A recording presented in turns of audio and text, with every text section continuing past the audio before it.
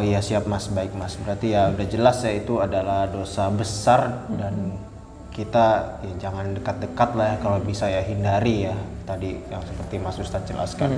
Tapi Mas ciri-cirinya tuh gimana sih Mas orang-orang yang punya penyakit ini Mas? Karena nanti sih pernah ini cerita sedikit ya. Jadi memang ya salah satu cirinya yang nanti tahu ya yang ini biasanya yang laki-laki gayanya seperti perempuan gitu kan. Ya walaupun nggak semuanya arahnya ke penyakit itu sih Mas, betul. Ini kan. Tapi biasanya mungkin ya kalau kan sebutannya nanti lupa kan. Jadi yang perempuannya tuh ada istilahnya Mas. Jadi laki-lakinya apa, yang laki-lakinya beneran laki-lakinya apa, yang punya jiwa laki-lakinya apa, yang laki-laki jiwa perempuan tuh apa gitu istilahnya. Tapi yang nanti tahu yang perempuannya itu yang punya jiwa perempuan lah istilah mereka itu ya awalnya biasanya berlagaknya seperti perempuan salah satunya. Tapi itu satu tambahan aja dari Nanta. Tapi sebenarnya perilakunya itu kayak gimana sih Mas biar kita tahu dan kita waspada terhadap penyakit ini? Ya baik, terima kasih Mas Nanta. Kita bahas dua zaman ya, zaman old, zaman dulu sama zaman yang sekarang seperti apa.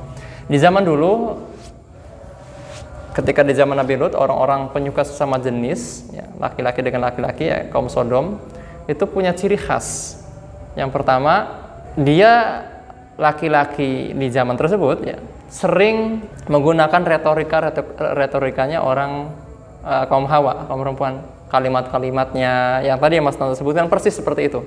Jadi berperilaku seperti wanita lah dari gaya bicaranya. Yang kedua, sering memakai aksesoris perempuan. Kayak contohnya cincin, khas sekali. Mereka itu memakai cincin di jari telunjuk dan jari tengah. Nah, ini khas mereka. Kalau di zaman Nabi Lut ada orang yang memakai cincin di jari telunjuk dan jari tengah, berarti tandanya dia itu penyuka sesama jenis. Dan juga dia memakai baju sutra. Makanya kita dalam syariat kita, agama Islam tidak boleh laki-laki memakai baju sutra. Asal usulnya dari situ. Iya, karena kalau laki-laki memakai baju sutra nanti dia kebawa dengan kehalusan kain sutra. Akhirnya dia halus juga.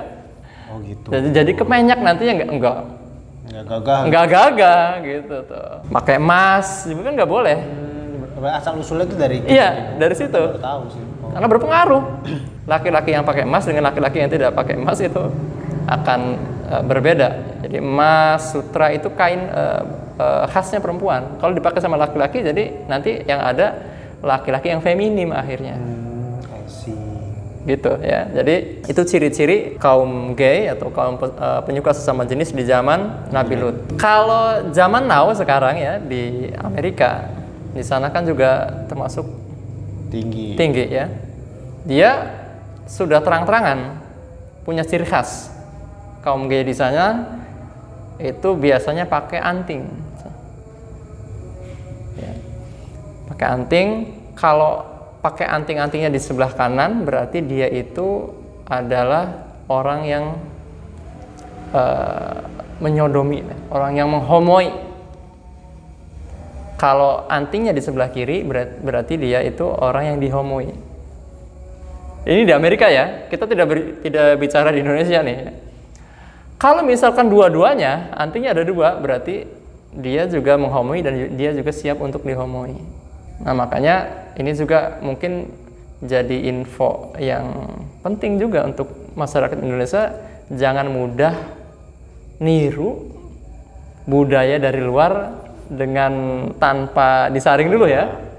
Iya betul. Iya, artinya kan kalau misalkan ada orang Indonesia yang laki-laki yang pakai anting-anting kemudian pergi ke Amerika, kalau dia masih pakai anting, ya, jangan disalahkan kalau di sana diserbu sama orang-orang gay, disangka dia juga gay gitu. Jadi tandanya itu Mas Anta. Zaman dulu di kaum Nabi Lut dan zaman sekarang di Amerika seperti itu.